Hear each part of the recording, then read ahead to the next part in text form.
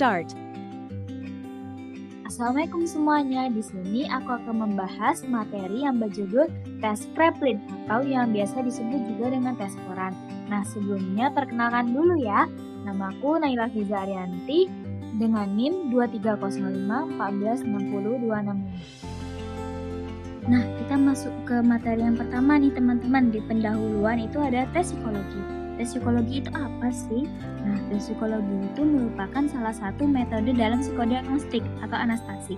Nah, tes psikologi adalah kumpulan pertanyaan atau tugas yang harus dikerjakan individu yang hasilnya memberi informasi tentang aspek psikologis tertentu yang dapat digunakan di berbagai bidang. Kalau buat pendidikan itu untuk seleksi, penjurusan, bimbingan karir. Terus kalau pekerjaan itu untuk seleksi, penempatan, promosi, pelatihan. Terus kalau yang untuk di militer itu seleksi dan perencanaan karir. Terus kalau yang di klinis itu untuk diagnosis, treatment, dan monitoring penyembuhan.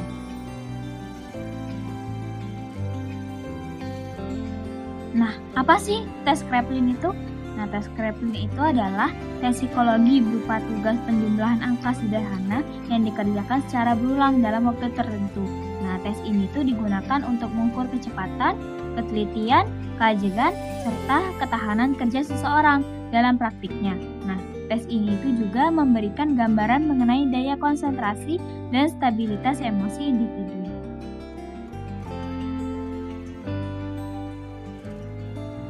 Nah, kita masuk ke materi sejarah tes Kraepelin nih teman-teman. Nah, tes ini tuh pertama kali dibuat oleh seorang psikiater yang bernama Emil Kraepelin. Nah, pada awalnya, tujuan utama tes ini adalah untuk menilai kesehatan mental seseorang. Namun, seiring perkembangannya, tes Kraepelin memiliki peran besar dalam bidang seleksi dan penempatan tenaga kerja, khususnya untuk melihat kemampuan kerja di bawah tekanan dan ketahanan konsentrasi. Terus pada tahun 1938, tes ini tuh diperbarui oleh Profesor Richard Paul, Profesor Wilhelm Arnold, dan Profesor Van Method menjadi inspection method di Indonesia. Tes Kraepelin ini kemudian dimodifikasi oleh Fakultas Psikologi di UI dan Fakultas Psikologi di UGM dengan perbedaan pada jumlah kolom dan baris dalam lembar kerjanya. Nah, kita masuk ke aspek yang diukur nih teman-teman. Menurut Spearman, aspek-aspek utama yang diukur melalui tes Kraepelin itu ada 4. Yang pertama itu kecepatan dalam menyelesaikan tugas, dan yang kedua ketelitian dalam menghasilkan jawaban, yang ketiga ada keajegan atau konsistensi kinerja, yang terakhir ada ketahanan kerja dalam menyelesaikan tugas secara terus-menerus.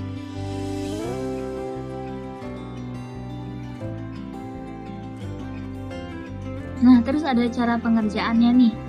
Di kanan itu ada foto, contoh gambar tes Kraepelin. Nah, peserta diberi lembar berisi deretan angka dalam kolom panjang dan dikerjakan dengan pensil. Terus tugasnya itu menjumlahkan 2 angka berdekatan dari atas ke bawah. Nah, yang ditulis itu hanya angka satuan dari hasil penjumlahan. Misalkan 7 tambah 8 itu kan 15, jadi yang ditulisnya cuma 5. Terus dikerjakan per kolom dengan waktu terbatas. Setiap pergantian kolom ditandai dengan instruksi penguji. Hasil dinilai dari jumlah benar, salah, dan terlewati untuk melihat kecepatan, ketelitian, konsistensi, serta daya tahan kerja. Nah, di sini ada prosedur scoringnya. Yang pertama itu periksa hasil penjumlahan tiap lajur, tandai jawaban yang salah dan yang terlewati. Terus, hitung jumlah benar, salah, dan yang terlewati per lajur. Hitung jumlah benar secara keseluruhan, hitung jumlah salah secara keseluruhan, hitung jumlah yang terlewati secara keseluruhan, terus masukkan jumlah benar pada tiap lajur ke grafik. Nah, di sini ada 4 tabel untuk scoring ya teman-teman. Di tabel pertama itu ada tabel Pankar. Nah, skor Pankar adalah jumlah hasil penjumlahan yang benar pada seluruh lajur. Dibagi dengan jumlah seluruh lajur, skor tersebut merupakan raw score dan kecepatan kerja Twisty. Terus di tabel kedua ini ada tabel Tinker. Nah, skor Tinker didapat dari jumlah keseluruhan penjumlahan dan jumlah angka yang terlewat. Terus di tabel ketiga ini ada tabel Jangker. Nah, skor Jangker ini tuh juga dapat diketahui dengan lihat jarak antara jumlah benar tertinggi dikurangi dengan jumlah benar terendah. Terus di tabel keempat ini ada skor Hanker.